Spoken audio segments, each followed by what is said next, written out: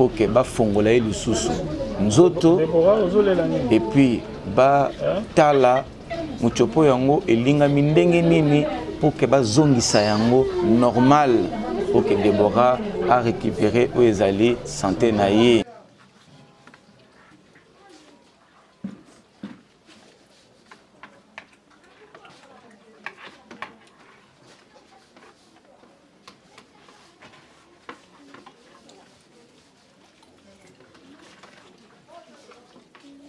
Déborah yeyo aza mwana biso so bozomona yazole la même boye ezali azotala na likali susu na kati ya opération donc mais elle est obligée parce que ce qui a passé na ngote et vous allez passer.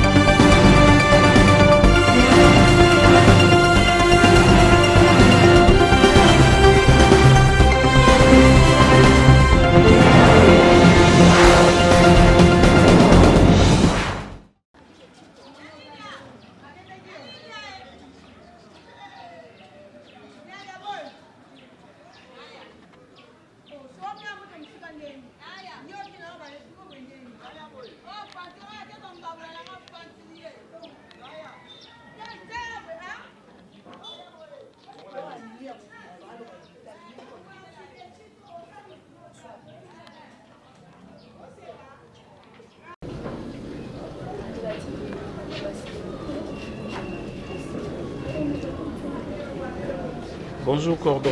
Bonjour Papa Iki. Voilà, Cordon, toza awa lisusu na centre d'encadrement, maison de l'espoir. Oui.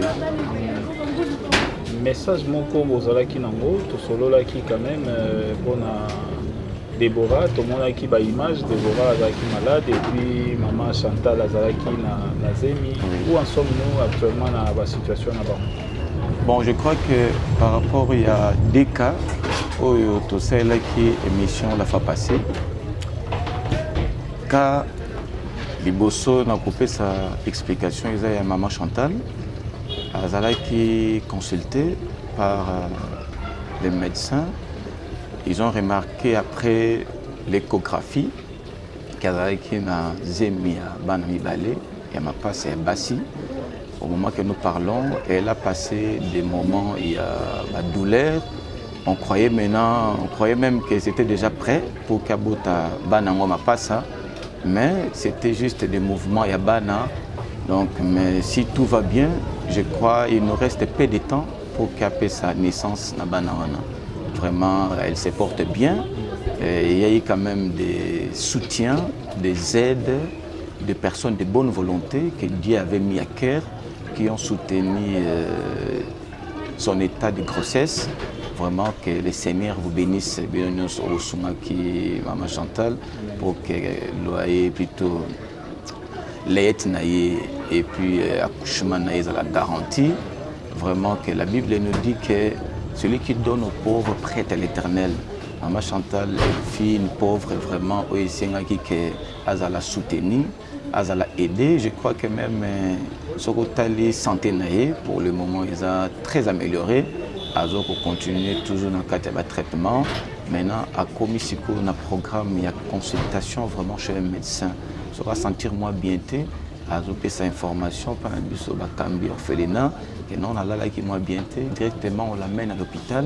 Donc, à se sentir que, à se retrouver, comme la Bible nous dit, que Dieu donne une famille à ceux qui sont abandonnés. Donc voilà, vraiment, bien de beaucoup de familles, vraiment, nous avons des articles différents par rapport à l'obéissance au Bossala qui, au moment que vous avez une émission, pour la Nissamapa et Papa Eki, vraiment aide au bois porta qui est comme Kenisika. Vraiment, je vous remercie beaucoup. Là, c'était le cas de Maman Chantal. Maintenant, le deuxième cas, émission, tout ça qui l'a fait passer, c'était le cas de Déborah. Déborah a pembé nanga. Donc, Bozomo nae santé nae depuis Azalaki intervenu dans l'opération appendicite. Vraiment santé nae ningana makasi. Akomeka kokonda. ti tozali koluka bavoies et moyens pour que toluka toyeba qu'est-ce qu'il fallait pour la santé na ye parce que aza mwana oyo tovandi na ye déjà ça fait presque 4e année oyo toza na ye depuis awuti tribunal pour enfants depuis moment na ye ya abandon tosalaki tout vraiment mais ezalaki pasi jusqu'au point que toyeki koyamba papa eki aye ameki un peu ko-interviewer biso pour que toluka aide moko extérieure nde par là toyeki kozwa lisungi mpona ndeko Deborah mwana biso na orphelinat tokotaki d'abord examen pour que toyeba qu'est-ce qu'il faut pour Deborah. Donc tant que côté examen à liboso, contrôle, consultation, d'abord il y a des bon, il y a bon, il y a examen thorax, des temps tu bon wana, tu maintenant tu côté sikoyo radio yango, tu côté radio yango au résultat radio, yango yo, centre de radiologie. De côté radio, comme il y a Deborah, yango sapata Deborah, donc âge naïzawana, tout ça à 14 ans, sexe féminin. Donc où il y a les résultats, il y a thorax. Ok. Donc résultat il y a thorax. Des toujours qui va explication auprès de radiologue.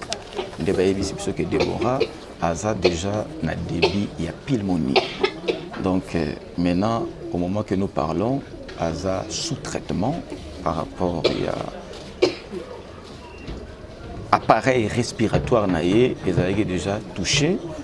Aza sous traitement, Otozo, Loba, ils allaient échographie par rapport à suite, il y a examen, il y a plutôt il y a opération où il y a passé depuis fin de l'année passée, où ils allaient échographie. À côté de l'échographie, batala ni les autres Deborah na niveau ya libumu parce que souvent bande ko yoka libumu passé. Donc tant que côté échographie wana ba consulter Deborah ko ezali résultat ya échographie nde batala libumu na ye mitiopo yango eza na forme nini pour que baluka bayeba nini basala azonga en bonne santé. Donc maintenant, dans la échographie, selon lecture, il y a docteur. Docteur lui dit que Michopo et Deborah, ils ont kanga maboui. Donc ils ont lingama. Bazala qui très étonné que bamonaye a ça la selle. Normal. Docteur a dit que ça c'est un miracle. Docteur a dit que Deborah est une orphelinat. A dit maman, moi na moko. Je ne sais pas qu'est-ce qui se passe à cause de la envie par rapport aux résultats aujourd'hui dans l'échographie. Parce que les choses sont finales. De éviter celles les autres les nini. De péci explication et pas à docteur ou réponse que Deborah ça est celle tous les jours. Et puis et l'autre moko ils ont tout ça tout le monde a nous les docteurs habités. Wana eza bino nde bolobi. Ngai tant que munganga esengeli na sala expérience na komele kisi moko oyo esengeli amela pona mona penda ke alo sala sel. Akomela ki Deborah kisi moko Deborah komela ko sala sel ba 4-5 fois par jour de toujours ba boye sangotika ki na hôpital bebaki ya kosakana te. Babengaki biso boya ko récupérer azonga kuna parce que c'est lango tomboki. Docteur a dit c'est un miracle mais il faut azala réopérer pour que bazongisa mitiopo wana na forme yango normale mais problème yango wana ningi mitiopo sala ki ndengo wana et matisi douleur na motema. OK. Balobi que motema ya Deborah eza ya kovimba. Donc yango nde muté causé tort wana ndenge. Oui. Donc ndenge mitiopo eza ya kolingama bien cordon. Oui. Donc l'opération a été mal fait. Oui. Donc nous sommes obligés de chercher pour cette fois-ci hôpital oyo eza ya malamu oyo baza penza na bapareil oyo ezolakisa nzoto ya motu ndenge nini baopere ye malamu pour que vraiment Déborah santé na ye ezala rétablie. Donc c'est pourquoi à partir de là il nous fallait des possibilités pour que tozonga na hôpital. Déborah a passé maintenant intervention chirurgicale aux alayambala souka par la grâce de Dieu pour que ba fongola le susu nzoto et puis ba tala muchopo yango elinga mindenge nini pour que ba zongisa yango normal pour que Déborah a récupéré ezali santé na ye azala bien lokola bana nyonso opération ezali wate ezali moyen oyo permetaka biso ke kokoso moko na kati ya nzoto pour que balongola yango okoma na kimia.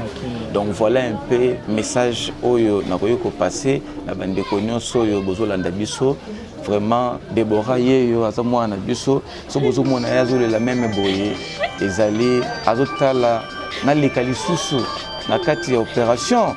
Donc mais elle est obligée parce que ce qui a passé na ngote et vous allez passer et vous allez raccourcir vie na ye. Déborah.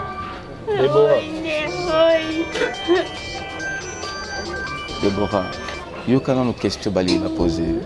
Tika na kolela la casse. Oyebi ki Nzambe aza père des orphelins. Hein? Eza na papa moko te aza lokola Nzambe. Papa mokila ko boya yo mais Nzambe oboya yo te. Oki. Hein? Kolela te. Outo yebisanga a ozo sambela. Oyebisinga bongo te. Hein Déborah? Yeba de ndengo ozo sambela Nzambe a répondre yo, Nzambe a sunga yo, ata basali opération surtout eleka na kimi. Oki. Eza pona lobiko na yo, eza po obika, hein? Za makasi. Voilà, cordon, on a dit que c'est difficile pour l'enfant à Yambango, Sangwango, c'est difficile, mais quand même je sais que vous êtes là et de temps à temps pour ça la morale, pour remonter moral et puis à comprendre de quoi pourquoi il fallait et ça les demander et n'a pas maté un dingue pour encadrer bango awa. Donc est-ce que tout ça n'a pas estimation il y a valeur moko peut-être bah ça qui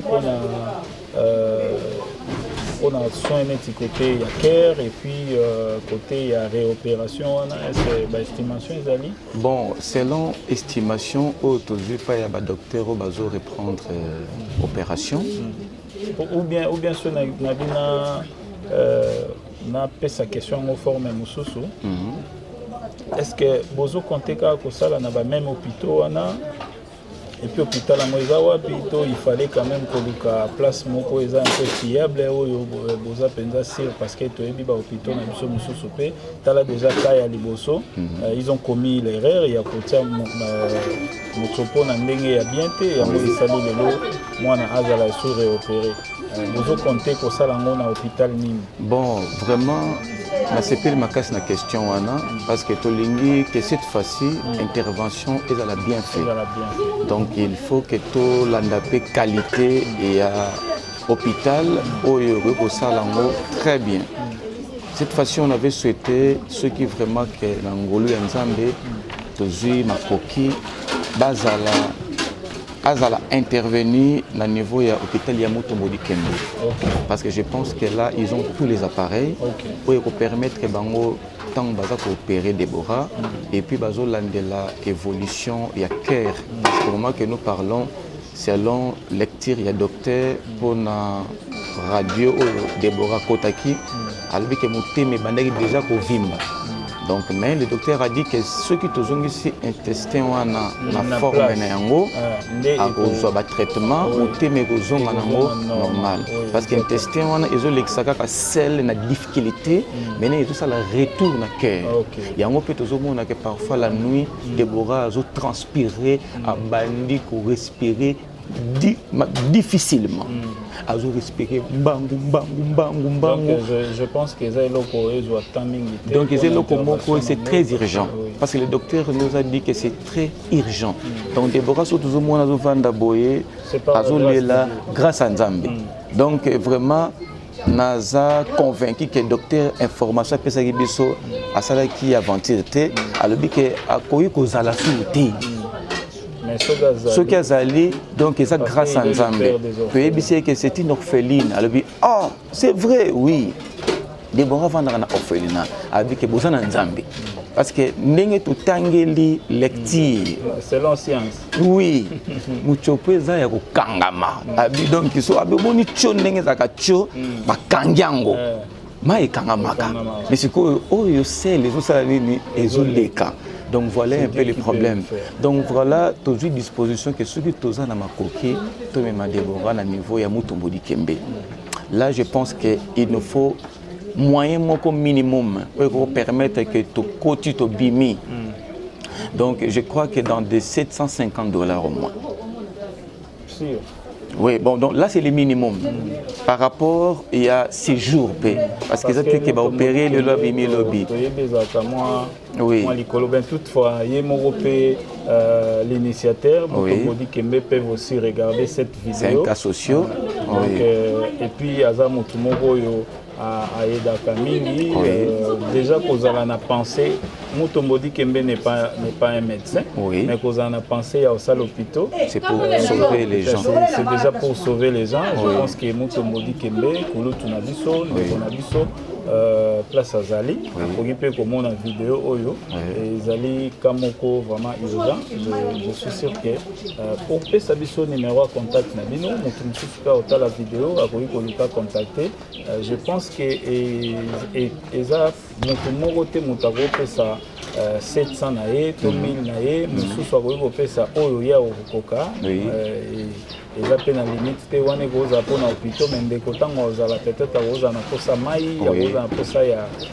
Donc je pense que mon temps on a ici est la suffisant juste pour l'intervention, mais l'hospitalisation des motos et aussi la augmentation il y a montant parce que Mutombodi Kembe je pense que par rapport à l'hospitalisation pour la journée, ça peut aller même dans $200. Ce que nous voulons c'est quoi? C'est juste pour sauver la vie de Déborah. Parce que mbongo isombaka moto te. Déborah l'autre a besoin de makasi. Aza mwana biso, aza vraiment mwana moko très important pour l'orphelinat. Elle fait beaucoup de choses où elle peut sacrer sengo. Parce que ayembaka, solo laka bien, c'est lui qui passe souvent. À quoi vous allez nani na venir. Oui oui. Donc vraiment toujours l'ingaketo même qu'on a hôpital. Vraiment contact na biso ezali plus 243 84 00 24 300. Plus 243 81 81 28 80 et puis 7 à la fin. Donc là ce sont nos contacts. Ceux qui vont biso directement.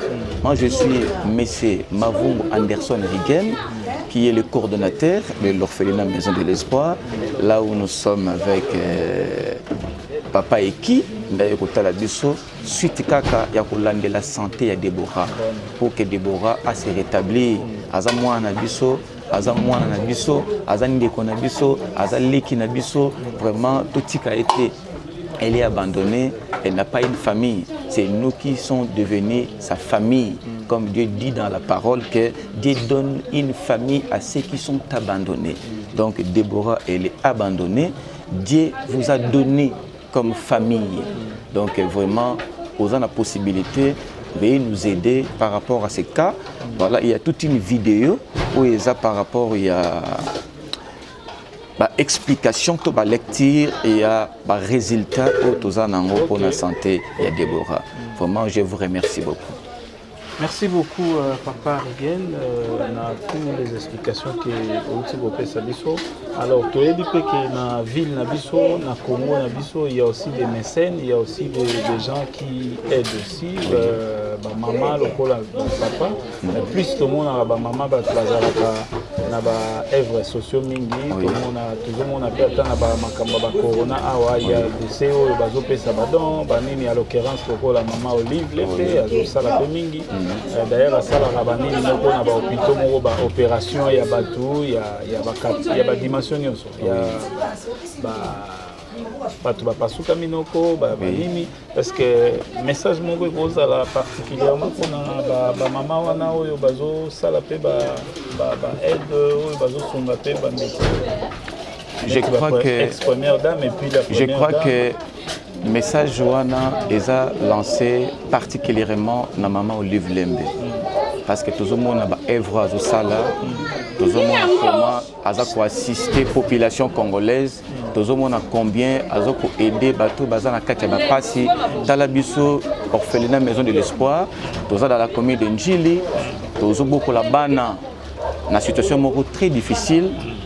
Toujours l'ingake bana wana bazwa un avenir meilleur, mais ce qui nous fait défaut ce sont des possibilités.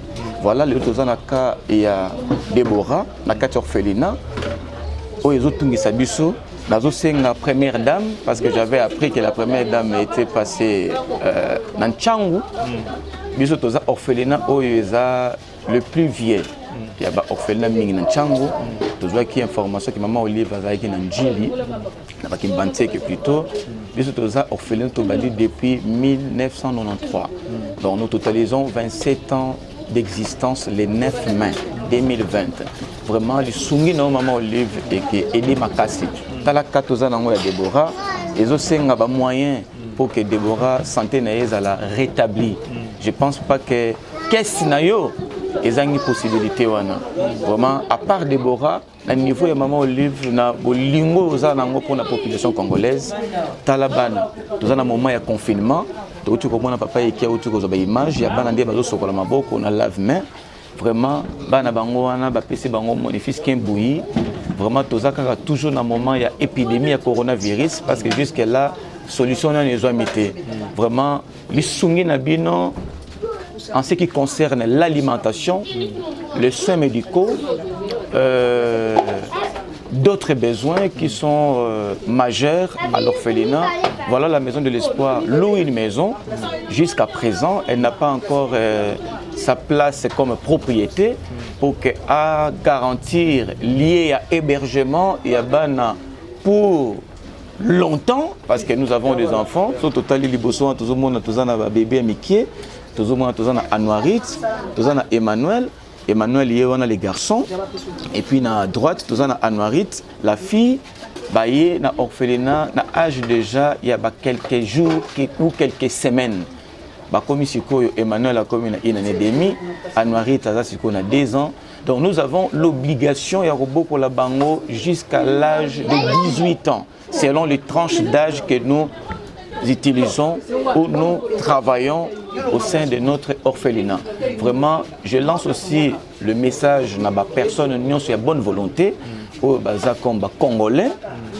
Vraiment, au Eza Moussala, il y a Maman Marité, Eza Moussala, il y a Cordon, Riganité, Eza Moussala, il y a Batou Nyonso, au Bazali Batou. Surtout au Yobazana Makoki, au Nzambasali Bino grâce, il y a la possibilité, voilà, là où vous pouvez aider, là où vous pouvez soutenir, là où vous pouvez intervenir par rapport à la prise en charge, il y a Bana Oyo, Bazana Kati, hébergement, la orphelinat, maison de l'espoir.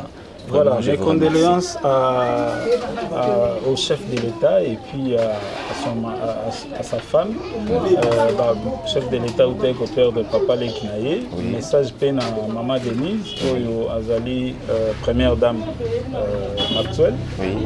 Parce que l'IP Azana ONG Naye, oui. Comment dirais-je, fondation Naye, oui.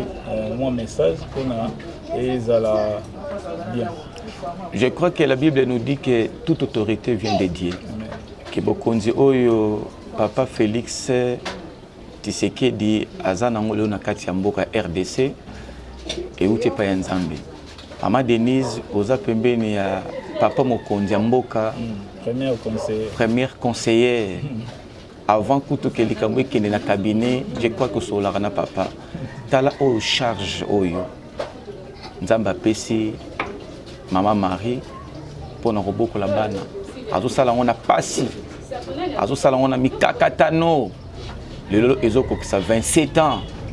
Et aux alamalamu que responsabilité à l'État pour na bien ya population pour l'ukanefis que place ya malamu kolobake non maison de l'espoir bozwa esika oyo pour que bosa la continuité ya musala o tozana yango parce que au moment que nous parlons sur place à tozana bana ba comme déjà 47 enfants.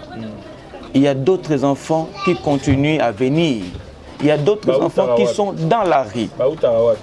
Bana apana biso bazouta na ba instance ya l'état. Bana bazouta na tribunal pour enfants, bazouta na service social de la commune. Il y a d'autres enfants qui nous proviennent à travers des personnes anonymes. Mutumoka moni mwana moka bungi na nzela zolela amoni akuneza orphelinat tikana memaye isika bakoyi kozoye babokola ye. Donc tunaki bongo pona oloba ke l'état mutapesa l'état nde mutazo pesa biso responsabilité ya on tozo senga lisungi ya l'état et accompagner parce que bana baza déposé avec un document officiel à l'état. L'état nabiso il faut la manifeste. C'est pour cela que nous avons lancé un message dans la fondation Maman Denise Nyakero. Voilà, bisala aux fondation Ekoriko Mata, Ekoriko Monana, na kati ya monde entier que Tala Fondation Denise Nyakero ba acte des opposés. Tala bana bazana besoin balia malamu, bana bazana besoin bavanda nisika malamu, bana bazana besoin balataka malamu. Au moment des cas de maladie, il faut que bazala soigner. Nous avons un programme belé. Je crois qu'à la prochaine émission, vraiment, on a papa et qui donc présenter bino quels sont les projets à venir au Tuzanango pour nabanu tuzobokola. Isengeli boye baka souci au Tuzanango pour na lobby na bango tuzobokola bango karate poto le sarabango tuzobokola bango karate po balalaka tuzo penser pe nani bakoko koma lobby. Nous penser pour l'avenir na bango et puis devenir na bango. Voilà un peu où ils allaient message nanga vraiment binos bolandi biso pour apporter secours, pour apporter attention na œuvre oyo ils allaient œuvre ya Nzambe parce que Nzambe mi bengi que je suis le père des orphelins. Donc Dieu le créateur a une particularité vis-à-vis ya bana bitike. Merci beaucoup. Merci beaucoup.